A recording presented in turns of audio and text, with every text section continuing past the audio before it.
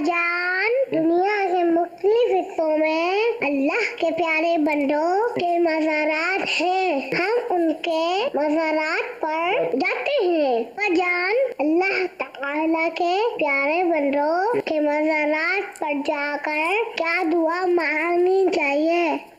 ماشاءاللہ، یہ اولیاء کرام کی موجودگی میں جو دعا مانگی جائے، مزارت اولیاء پر جو دعا مانگی جائے وہ قبول ہوتی ہے۔ تو دنیا اور آخرت کی بھلائیاں مانگنی چاہیے۔ اس کے لیے جامع دعا یہ ہے: ربنا آتنا فی الدنیا حسنۃ وفی الآخرۃ حسنۃ وقنا عذاب النار۔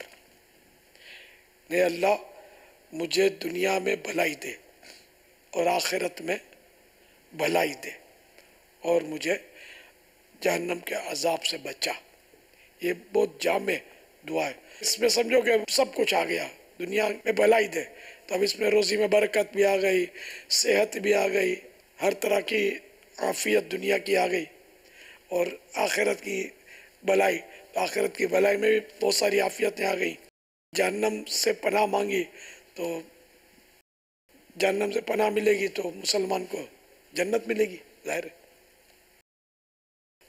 الحمدللہ، تو یہ دعا مانگے، اور بھی جو چاہیں دعائیں مانگ سکتے ہیں کہ اللہ پاک اپنے نیک بندوں کے صدقے دعا قبول کر لے۔ صاحب مزار کے صدقے میں دعا مانگے۔ اس 4 ہاتھ دور رہنے میں تعظیم ہے، 4 ہاتھ دور ہے، چھونا چومنا، اس کو یہ اعلیٰ حضرت نے منع فرمایا چومنے سے۔ ناجائز نہیں کہا، لیکن احتیاط زیادہ ہے اس میں کہ بندہ جو ہے 4 ہاتھ دور ہے، اس میں ادب زیادہ ہے۔ صلو علی الحبیب صلی اللہ تعالی علی محمد۔